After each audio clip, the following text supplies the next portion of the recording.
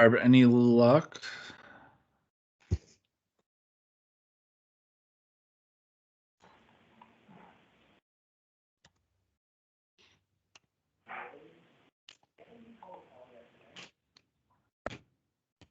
Is Barb still in here? Sorry, let me see.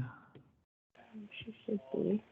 Yeah. Ryan, I might just suggest getting started, and then if Barb, she can maybe watch the playback afterwards, or hopefully we can fix the tech issues after.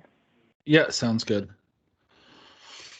All right, guys. So before we begin, we would just like to begin this presentation by acknowledging that though we are meeting virtually, we are all on Aboriginal land that has been inhabited by Indigenous peoples for thousands of years. In particular, we would like to acknowledge that the Special Olympics Ontario office is located on the traditional land of the Huron-Wendat, the Haudenosaunee, and most recently the Mississaugas of Credit First Nations. This land is governed by the Dish with one spoon covenant between the Haudenosaunee Confederacy and the Confederacy of Ojibwe and allied nations. This covenant is an agreement to share, work, and protect this land together in harmony.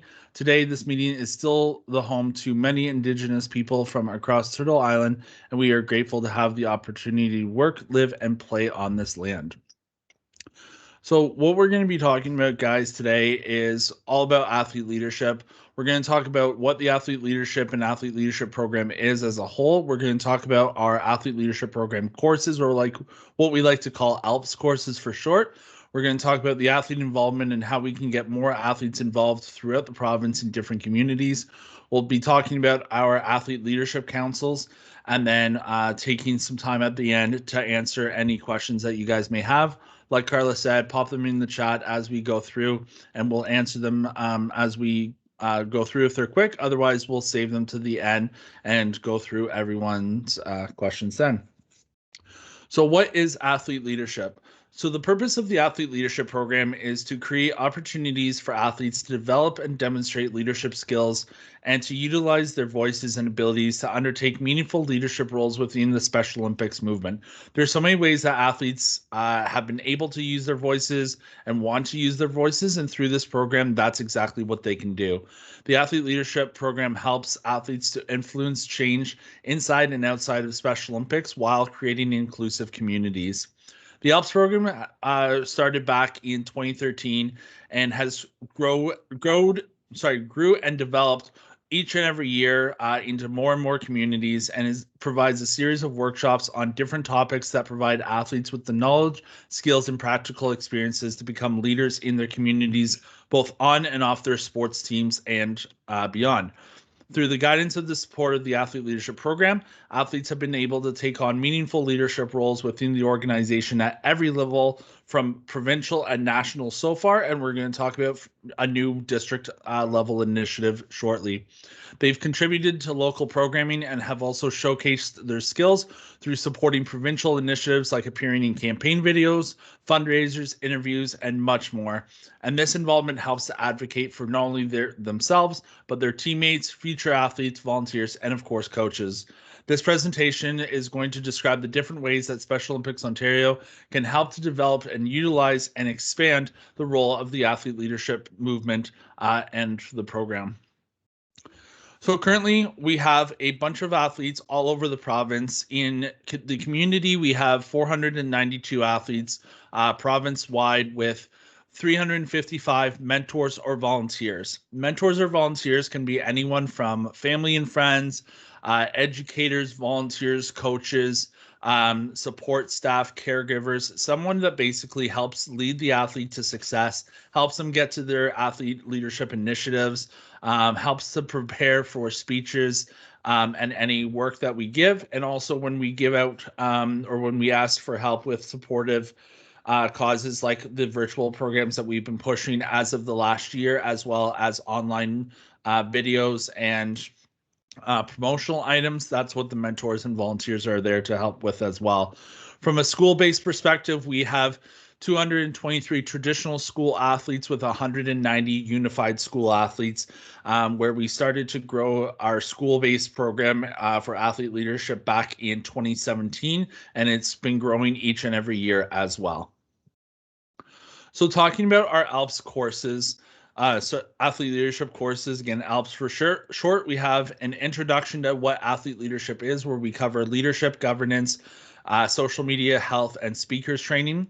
Then we have substantial courses after that, including social media training 101, where we dive more into what social media is, privacy around social media, and staying safe online.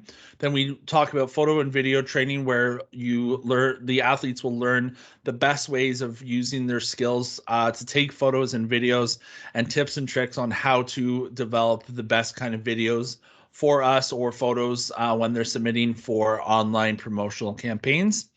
We have a workshop rather, on athletes on leadership councils and the steps involved to sit on a leadership council in their community, either the provincial, national, or soon to be district level as well. We have our health messenger training, which goes over everything health related, both physically and mentally, and what true health is and how to stay physically fit and eat proper and everything that way. And then we have our SO Learn online courses, which are shorter modules online that athletes can take advantage of to learn even more skills towards their athlete leadership journey, which we'll dive into in a short bit as well. So again, what is covered in the intro to athlete leadership? We talk about governance and social media, what leadership and governance means, being a role model and the responsibilities. We're partnered with Elections Canada to also get information from athletes on how they can vote and to provide that information locally to athletes so that they can use their voice to make a difference either provincially or nationally. When it comes to the healthy lifestyles module, we talk about maintaining good health. We talk about our Healthy Athletes program, our Health in Action, our Fit Families program, and any other health activities that we're currently running. And then lastly, the speakers training, what goes into a good speech, the tips and tricks when presenting, what you should and shouldn't do when delivering a speech, and so forth.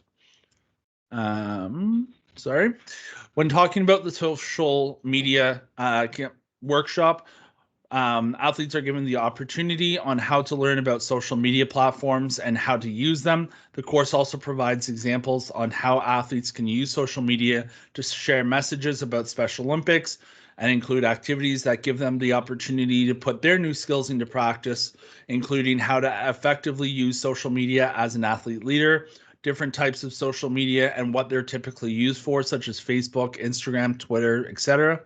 How to stay safe online, including the privacy settings and information sharing, and how to find what is real news and fake news. And of course, how to connect with friends and family and fellow athletes and coaches and volunteers through the pandemic while we're all learning and working from home.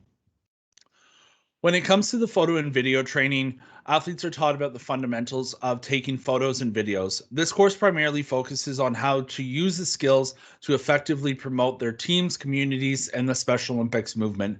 Through the course, we talk about 5 major areas towards photo and video training or taking, which include composition, lighting, sound and audio, stabilization, and then additional tips and tricks to help them further succeed and use those skills in everyday settings, even outside of Special Olympics, either in a school-based project, in a college and university project, or so forth.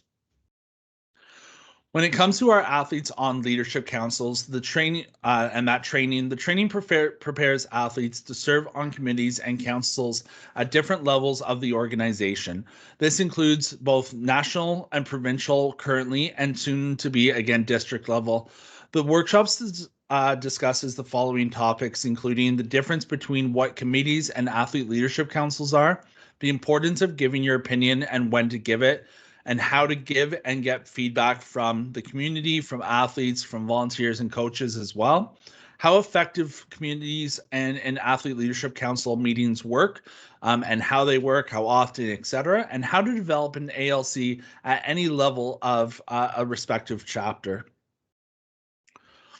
When it comes to the health messenger training, the course teaches about athletes about their health, again, both physically and mentally, because we like to say without good mental health, there is no health, because athletes could be as strong and fit as they need to be, but without that mental component, there is no health. And we train them on how to be spokespeople for the health and wellness programs that Special Olympics offers, including our Healthy Athletes programs.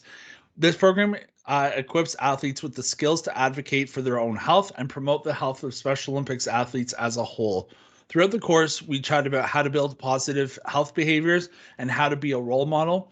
We talk about developing skills and the activities to help become or help others become healthier, rather.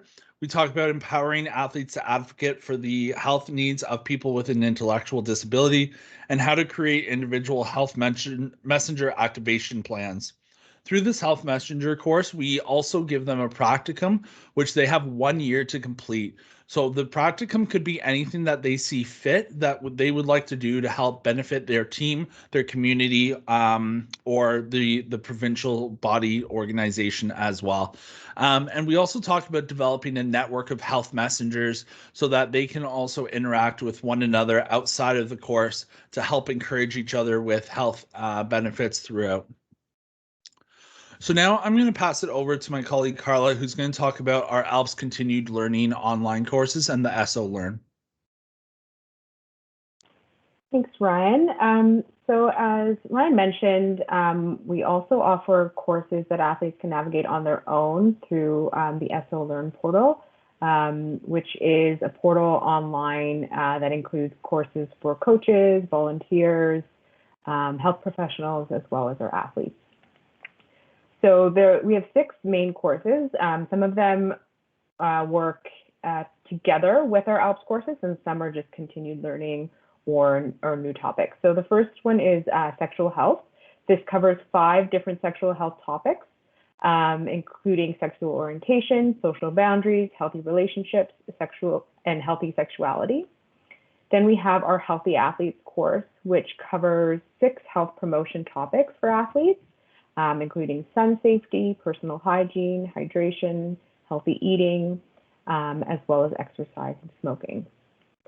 We also have a course on preparing for return to program. Hopefully this is a course that athletes could use in the near future, but it's available and goes through safety protocols related to return to program.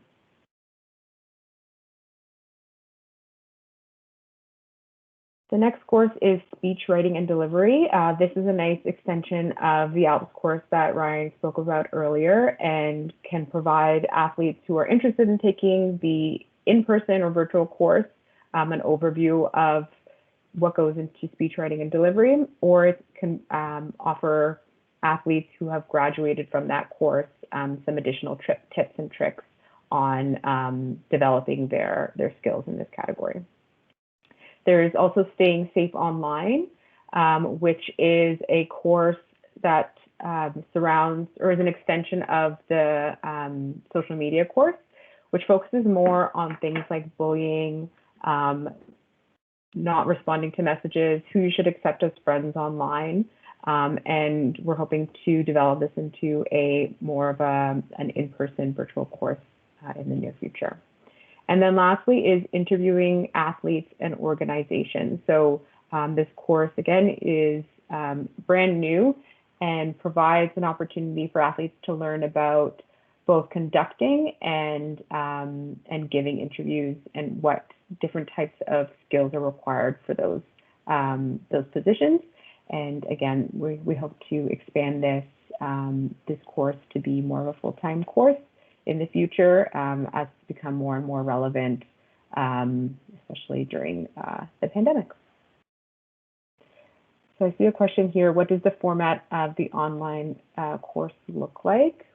So it is basically a video with audio over top of it, but it looks like there's usually a pre-quiz that the athlete will take, and they just click on that, and then they click on the course itself, and it'll launch into a video. So they can pause it. There's activities during the course, and then there's a short multiple choice question at the end. And then some of the courses also offer like a certificate of completion, which is nice as well.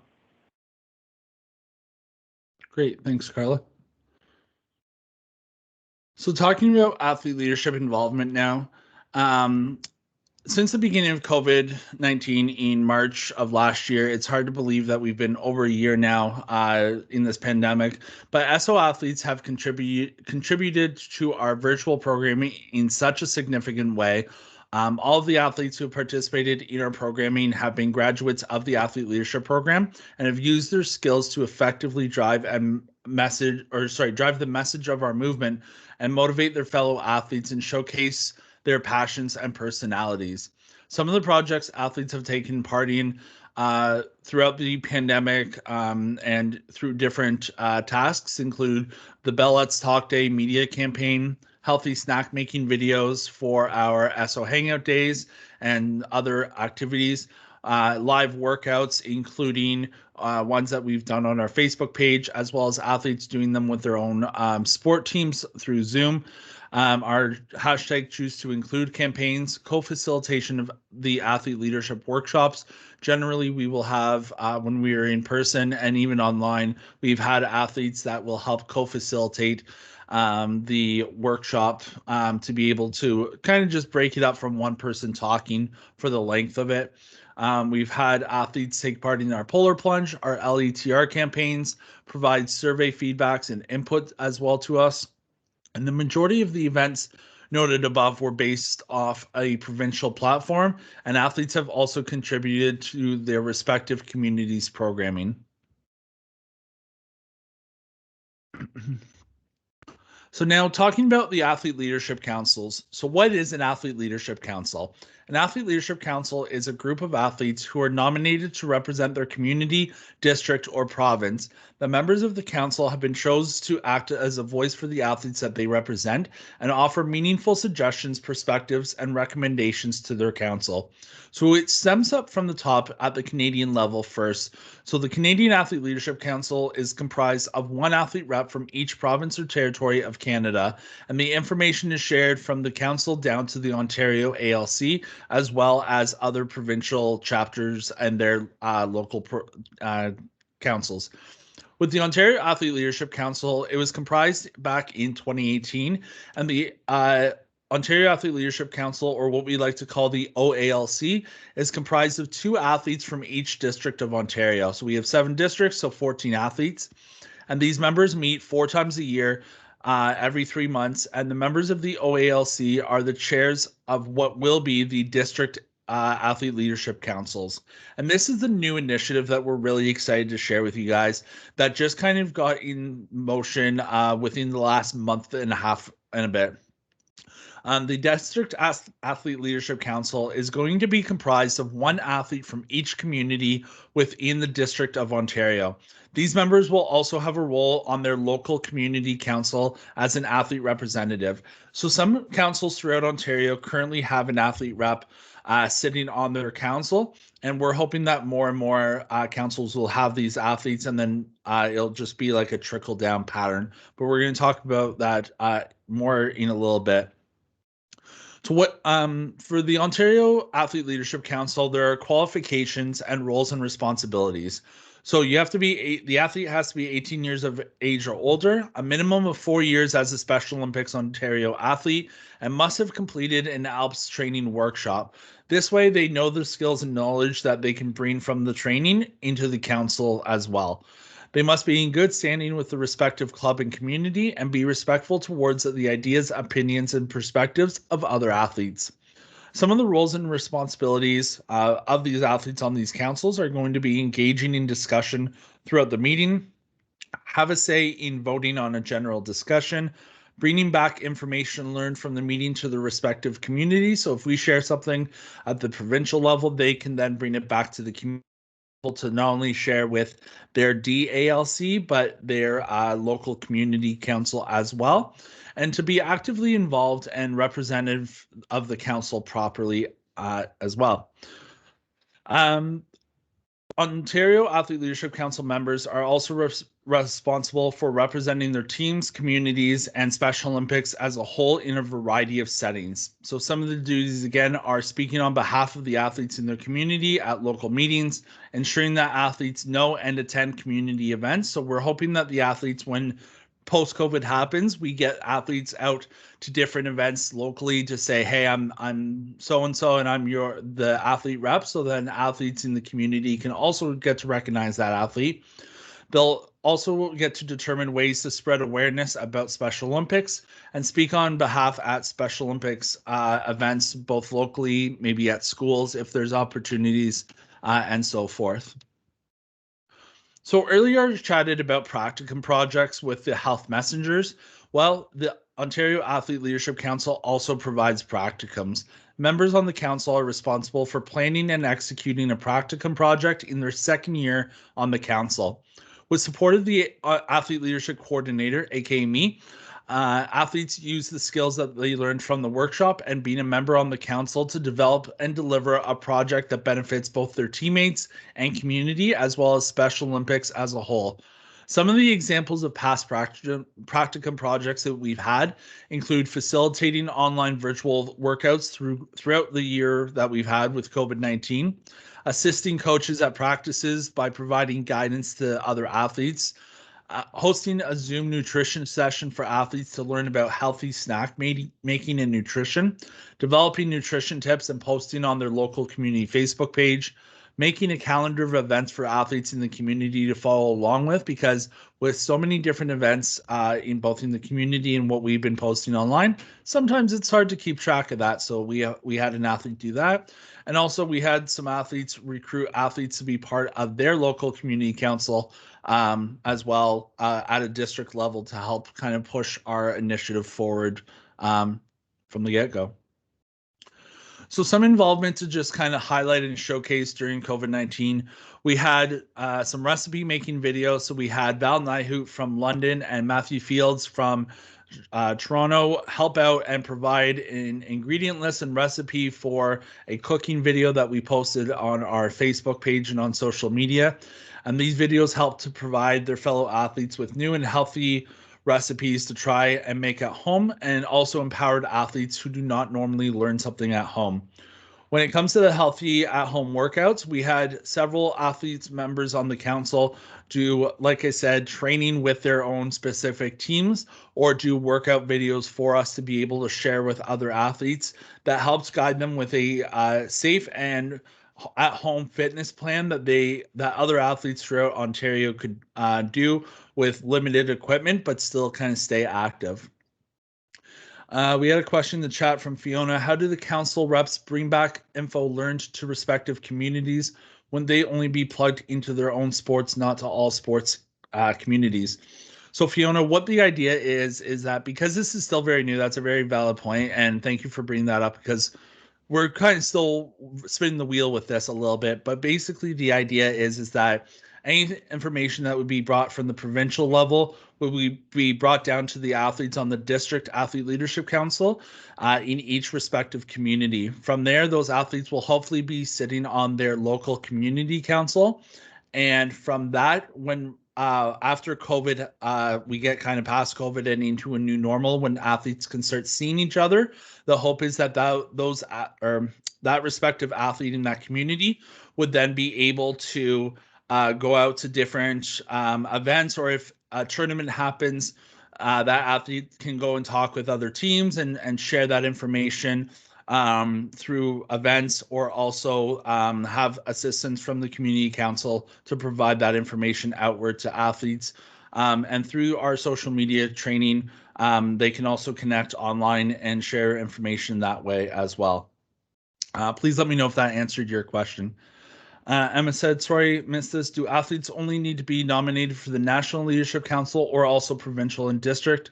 Do athletes need to be elected after the nomination?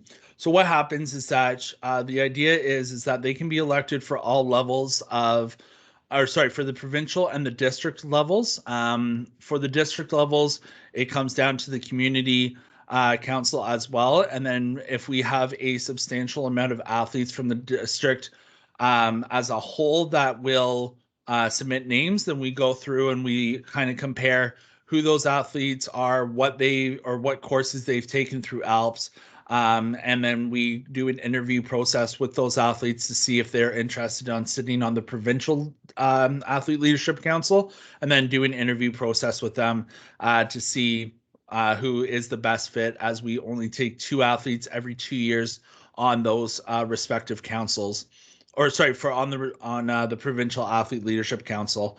As well, on the Provincial Athlete Leadership Council, after an athlete serves for 2 years, they have the option to stay on for an additional 2 years. But after a 4-year term, then they're done, and we give the opportunity to another athlete to be able to come onto the council. What this allows for is that, not necessarily, we saw it with the most recent changeover, was from 2018 to 2020, we had about 12 athletes out of the 14 that sat on the council, and about half decided to stay on. The other half said, hey, this was fun, but I'm going to move on. And we were able to bring new athletes in.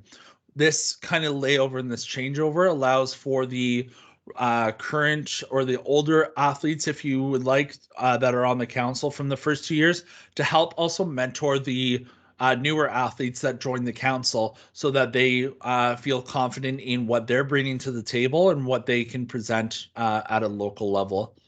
I hope that answers your question, Emma. Please let me know in the chat if it doesn't, and I can clarify further.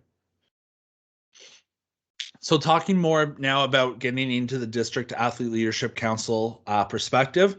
So what I've touched on it a little bit, but just to kind of recircle back around it, a District Athlete Leadership Council is going to be a council made up of athlete representatives from each district of Ontario. Each district ALC will be comprised of 1 athlete rep from each community within each district of Ontario.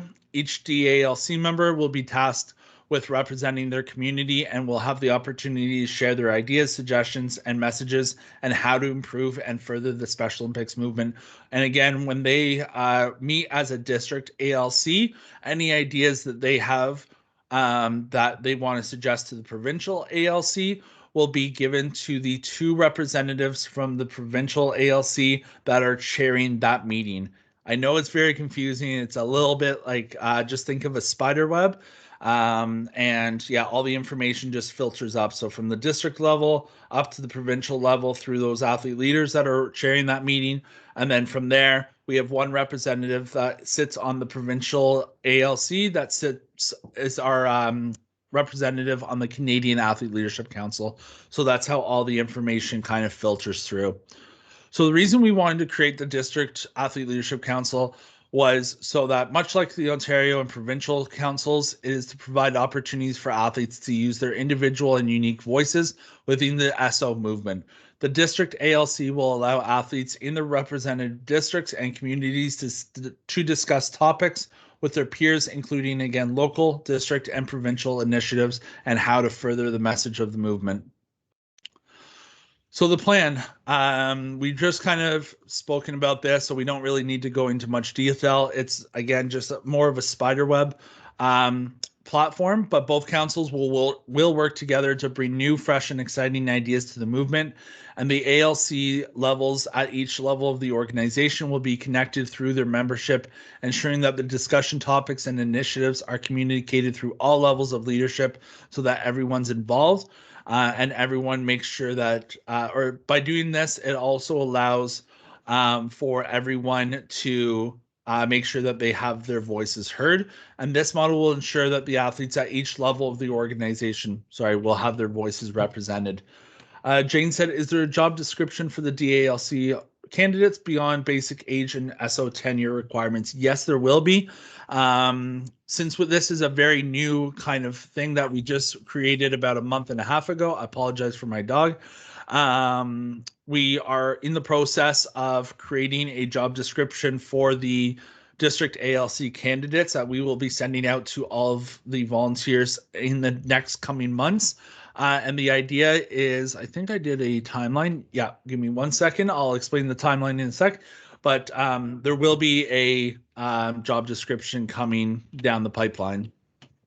So just kind of like the next steps, which is what I was going to get into now, is that from now till July, we're presenting this to community council members and to the volunteer conference and to our program consultants to collect feedback, comments, and suggestions.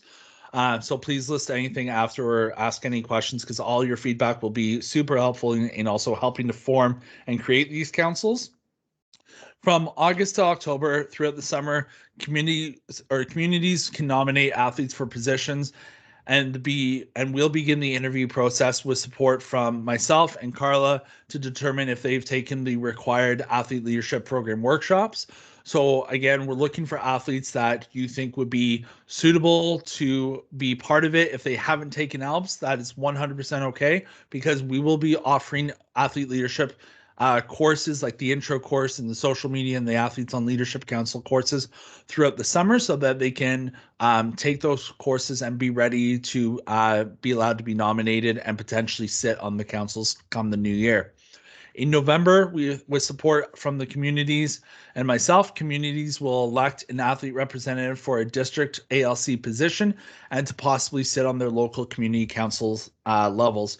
So this is where you guys come in.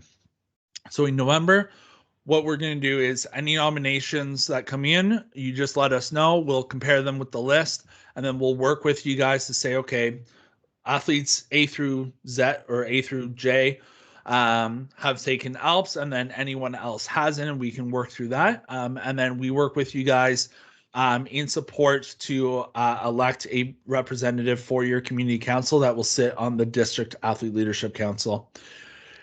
Barb said, is the hope that there will be an advocate to support the athletes on their individual community councils? So yes, so on each community council, where the hope is that someone will step up on those councils and kind of just be the mentor, if you will, with the athlete, where they will just provide general support and knowledge with information sharing, and just if the athlete kind of needs any background support on any communication needs or anything. But when it comes to attending other sporting events or anything like that, to share that, like, hey, it's me, I'm the representative for the community, then that is on them and their parent or caregiver or mentor to help get to those events.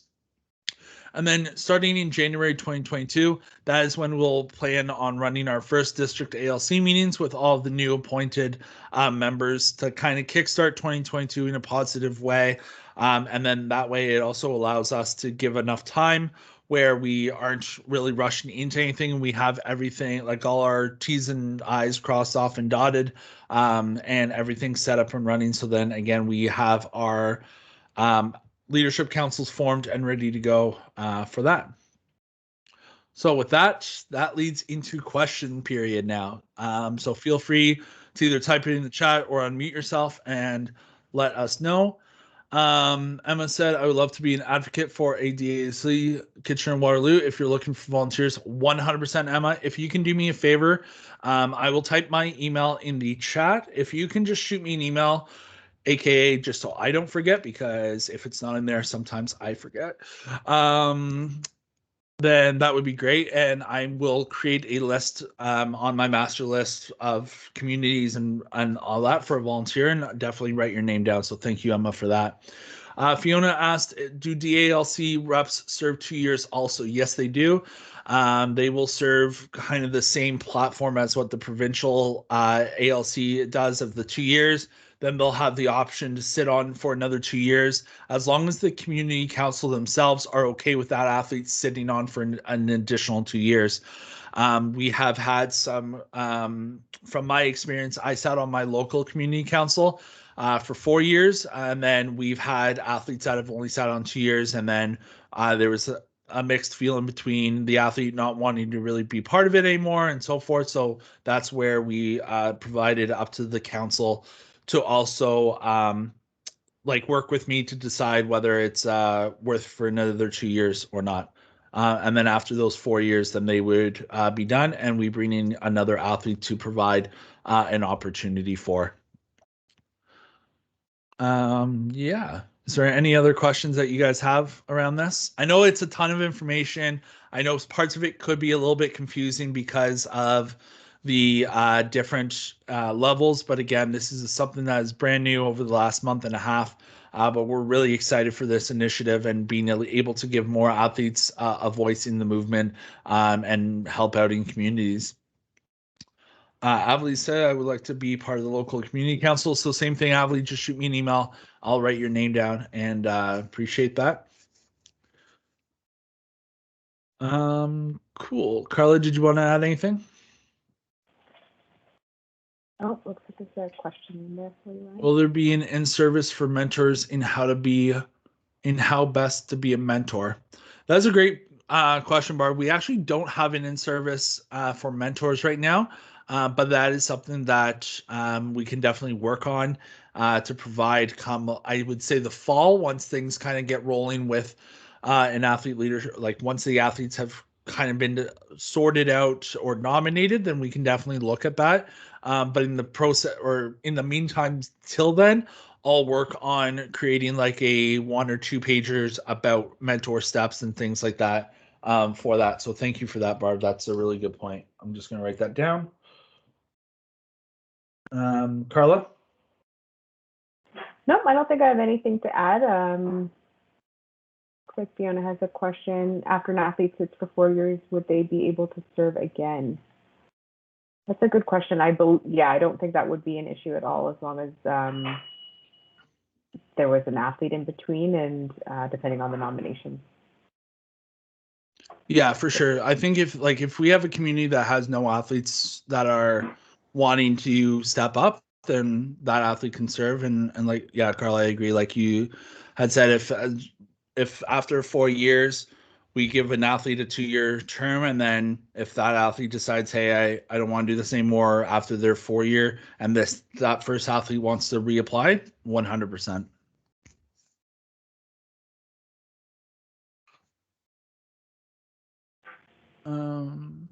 How do athletes find out about availability of in-person leadership programs? Is there an events calendar online? Does SO send out emails to the email account they registered with? So in the past, Emma, what we've done is we've posted it on social media, but it's been primarily emails that have been sent out to the community councils as well. Generally, what we'll do is we'll send out an email. Sorry, I know I just repeated myself, to the community council to say, hey, we're planning on running an athlete leadership program in your community. Please let us know if you have athletes that would be interested in any of like the following courses, and we list the intro to athlete leadership, the social media, the photo and video, and the health messenger training. And then the communities can decide what kind of course they would like. A lot of the athletes, our preliminary kind of setup is that athletes take the intro to athlete leadership course so that they at least know and understand what the athlete leadership program is, what's all involved in it, and kind of learn more about social media and about health and about speakers training. And then from there, they can then choose what workshop that they want to see best fit.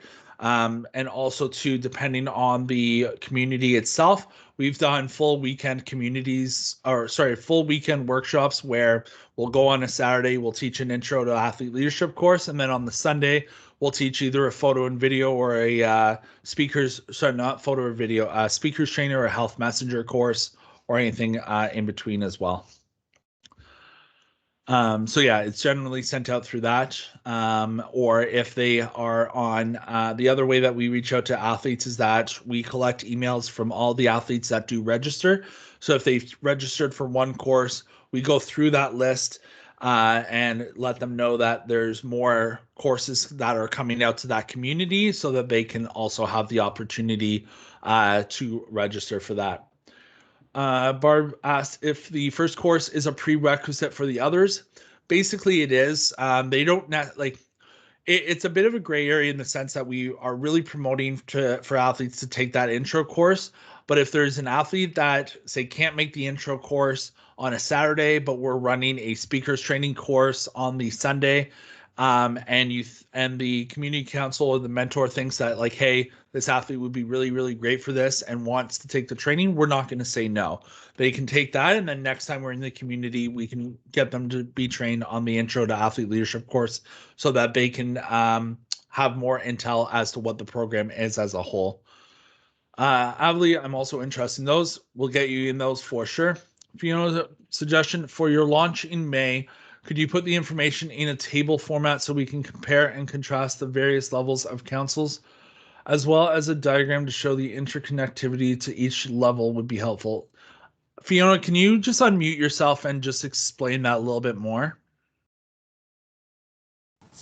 Yes, I was just thinking, all this information you put out on the PowerPoint is amazing, but trying to decipher what level is what becomes confusing, like you said just now. So if there's a way to represent it, in a table, so we know, okay, this level feeds into that level, and then Okay. how, what's the difference between, let's say, the responsibilities of someone on the provincial level versus someone from the district level, so that, it's just for clarity of understanding. Yep, for sure. Maybe I'm the only one who's a little confused. No, like I said, this is something when it comes to our district athlete leadership councils, like I said, we just created this about a month and a half ago because we wanted to get things rolling in time for this virtual conference so that we can get feedback from you guys on this to help provide a better program and a better initiative for our athletes. So what I'll be doing, Fiona, that's a great point, and thank you all. I think I have one or started one. I'll be providing a one pager that will break down everything that you just listed. So the responsibilities, the roles, how everything feeds into it, so that it's all clear and concise on one page that we can then flip out to the communities. Yes, that would be great. Thank you. No problem. Thank you. Barb said, do you have dates for the next round of courses? So we do not yet. We're hoping this conference and a few other workshops that have been kind of on the docket for a little bit have taken up the majority of the time right now. But we are looking probably to start something in for the month of June to be offering courses again at that time. So what we're planning on doing is running it the same way as last time. So we'll run it for a month straight each week, and each week we'll provide 3 dates per week. Usually we ran them, what was it, a Tuesday, a Thursday, and a Saturday last time we ran it. And each week we'll have one set of courses. So for the first week, it'll be intro to athlete leadership, then social media, then photo and video training, and then athletes on leadership councils. And what we'll be doing is throughout those 3 days, we will be offering, like on a Tuesday, it'll be during the day in the afternoon. Thursday, it'll be in the evening. And then Saturday, it could be during the day or the evening, depending. Sorry, we had it evening on Tuesday, afternoon Thursday, evening Saturday. That's how we had it set up. So then it allows athletes to not only have an opportunity to attend a workshop, but in case they can't make a Tuesday evening, they can make Thursday during the day, or if a weekday doesn't work at all for them, then we can work it in the weekend for them. So that's the plan for that, and that'll start up, like I said, in June. So come mid-May, we'll be looking at sending out the information for those courses and getting athletes registered. And also, too, for those courses, they are at a provincial level, so we have athletes from all over the province that will attend them, and we have a maximum of 15 spots per workshop. But all of that information will be sent out in an email to you guys or posted on our social media channels for clarity. Moving forward. Does anyone have any other questions?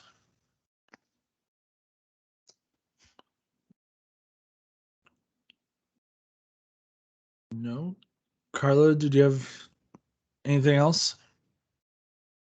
Oh, Jane's, give me one sec.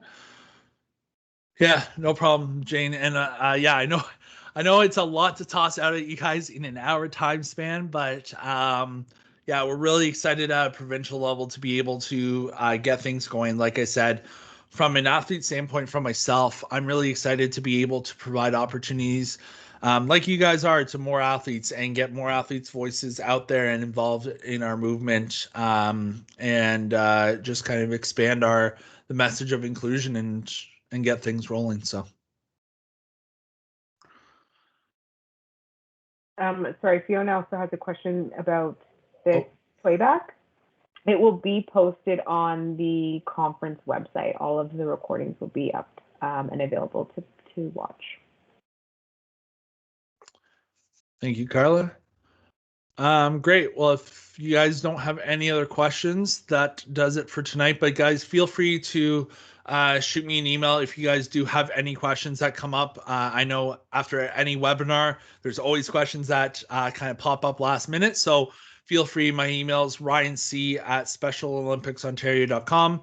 I'm pretty quick with my email, so feel free to email me at any time, and I will get back to you with answers to your questions. So thanks, guys. Really appreciate it. Have a great night and enjoy the rest of the conference. And everyone, thank you.